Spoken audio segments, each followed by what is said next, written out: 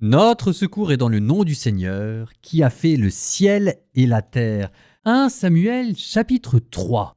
Il va être question de razzia, de raid, de trahison, de vengeance, de dette d'honneur. Enfin, on est en plein dans un film de Yakuza sur fond d'accession au trône de la part de David, qui se demande ce qui se passe autour de lui. Peut-être qu'il n'est pas aussi naïf que ça quand même. Enfin, vous verrez, vous me direz.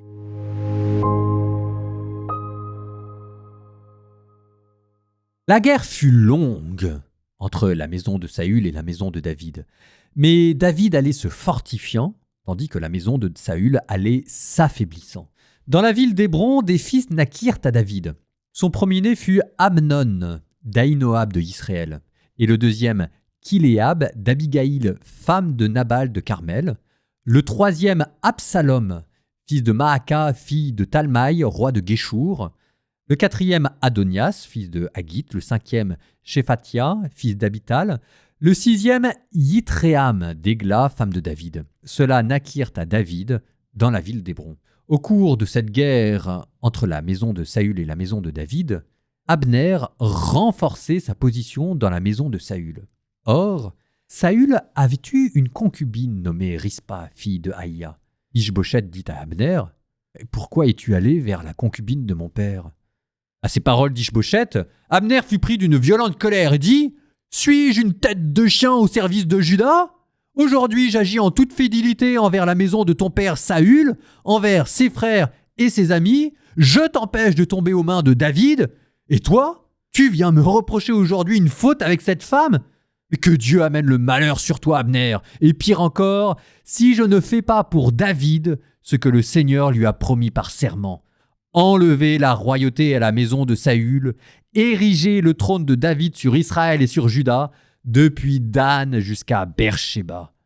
Ish-Boshet ne put répliquer un mot à Abner, tant il avait peur de lui. Abner envoya en son propre nom des messagers dire à David « À qui appartient le pays ?» Et il ajouta « Conclus donc une alliance avec moi, et je te prêterai main forte pour que tout Israël se tourne vers toi. » David répondit « Bien, je vais conclure une alliance avec toi. Seulement, je te demande une chose. Tu ne seras admis en ma présence que si tu amènes d'abord Michal, fille de Saül. À cette condition, tu pourras venir en ma présence. » Alors David envoya des messagers à Ish-Boshet, fils de Saül, pour lui dire « Donne-moi donc ma femme Michal. Je l'ai acquise pour épouse contre 100 prépuces de Philistins. » Ish-Boshet envoya prendre Michal chez son mari, Paltiel, fils de Laïch. Celui-ci partit avec elle, mais la suivit en pleurant jusqu'à Bahurim. Abner lui dit alors « Va-t'en, retourne. » Mais il s'en retourna. Abner engagea des pourparlers avec les anciens d'Israël. Il leur dit « Depuis longtemps déjà, vous désirez que David soit votre roi. C'est le moment d'agir. En effet, le Seigneur a déclaré au sujet de David « Par la main de mon serviteur David, je sauverai mon peuple Israël de la main des Philistins et de la main de tous ses ennemis. » Abner parla aussi avec les Benjaminites, puis il alla lui-même à Hébron parler avec David de tout ce qui paraissait bon à Israël et à toute la maison de Benjamin. Abner arriva donc chez David à Hébron, 20 hommes l'accompagnaient. David fit un festin pour Abner et ses compagnons. Abner dit à David « Je vais me mettre en route et rassembler tout Israël auprès de mon Seigneur le roi. Ils concluront une alliance avec toi et tu régneras partout où tu le désires. » Puis David congédia Abner qui s'en alla en paix. Mais voici que Joab et les serviteurs de David revenaient d'une razzia, ramenant un énorme butin. Abner n'était plus à Hébron auprès de David puisque celui-ci avait congédié Abner qui était parti en paix. Quand Joab et toute son armée furent arrivés, on vint annoncer à Joab « Abner, fils de Ner, est venu chez le roi. Celui-ci l'a congédié et il est parti en paix. » Alors Joab entra chez le roi et lui dit « Qu'est-ce que tu as fait ? Voici qu'Abner est venu chez toi. Pourquoi l'as-tu congédié et y a-t-il pu repartir ? Tu connais Abner, fils de Ner. C'est pour te séduire qu'il est venu, pour observer tes allées et venues et savoir tout ce que tu fais. » Joab sortit de chez David et envoya à la poursuite d'Abner des messagers qui le ramenèrent depuis la citerne de Sira. Mais David n'en savait rien. Quand Abner fut ramené à Hébron, Joab l'attira à l'intérieur de la porte, comme pour lui parler tranquillement. Là, il le frappa au ventre et le fit mourir, pour venger le sang d'Asaël son frère. Lorsque par la suite David apprit cela, il déclara « Je suis à jamais innocent devant le Seigneur, moi et mon royaume du sang d'Abner, fils de Ner, qu'il retombe sur la tête de Joab, sur toute la maison de son père, que la maison de Joab ne manque jamais d'hommes atteints de maladies purulentes ou de lèpre, ou réduites aux occupations domestiques, ou victimes de l'épée ou privées du pain. » Si Joab et son frère Abishai avaient assassiné Abner, c'est qu'il avait fait mourir leur frère Asaël à la bataille de Gabaon. David dit à Joab et à tout le peuple qui était avec lui « Déchirez vos vêtements, revêtez-vous de toile à sac, prenez le deuil pour Abner. » Et le roi marchait derrière la litière. On ensevelit Abner à Hébron. Le roi éclata en sanglots sur la tombe d'Abner et tout le peuple se mit à pleurer. Puis le roi entonna cette lamentation sur Abner. « Abner devait-il mourir comme meurt un insensé? Tes mains n'ont pas été liées ni tes pieds mis au fer. Comme on tombe sous les coups de criminels, tu es tombé. » Et tout le peuple se remit à pleurer sur lui. Comme tout le peuple approchait pour faire prendre à David quelque nourriture alors qu'il faisait encore jour, David fit ce serment. « Que Dieu amène le malheur sur moi. Et pire encore, si je goûte au pain ou à quoi que ce soit avant le coucher du soleil. » Tout le peuple s'en rendit compte et le trouva bon, de même qu'il trouvait bon tout ce que faisait le roi. Ainsi, tout le peuple et tout Israël comprirent ce jour-là que le roi n'y était pour rien dans la mort d'Abner, fils de Ner.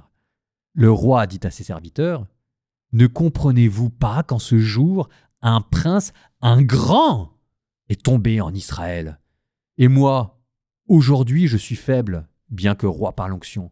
Alors que ces hommes-là, les fils de Sérouya, sont plus durs que moi, mais que le Seigneur rende aux méchants selon sa méchanceté. »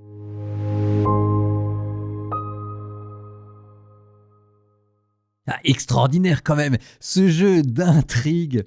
Et David, grandeur d'âme de David, dont vous sentez bien quand même qu'avec les fils de Sérouya, il n'est pas tout à fait à l'aise. On le sent, c'est ce que je vous disais, comme pris en otage. La vraie question, c'est comment est-ce qu'il en est arrivé là à confier son armée à des chefs de mafia? Ça, pour le coup, le texte ne nous le dit pas. Non, je suppose que derrière, il devait y avoir des questions de loyauté entre tribus et que Juda, pour accepter David comme roi, avait dû vouloir placer les fils de Sérouya. Enfin, j'imagine quelque chose comme ça. En tout cas, les fils de Sérouya, ça permet d'apprécier d'autant mieux la grandeur d'âme de David, qui voit les choses se faire et se défaire à côté de lui et qui pourrait se réjouir, mais non, qui se plaint du sang versé. Et encore une fois, même si ça l'arrange, il n'y a aucune raison de ne pas croire dans la sincérité de ses sentiments. C'est peut-être quand même quelqu'un de bien, David. Enfin, je veux dire ça parce qu'une des thèses constantes de la Bible, c'est que le pouvoir corrompt. Que vous pouvez avoir les meilleurs hommes quand vous les mettez à des postes de responsabilité. Généralement, ça devient compliqué. Saül s'est fait avoir, dans le livre des juges, il n'y avait eu que ça. La vraie question, c'est maintenant que David a le pouvoir, comment est-ce qu'il va tourner? Eh bien, pour l'instant, il s'en tire pas si mal.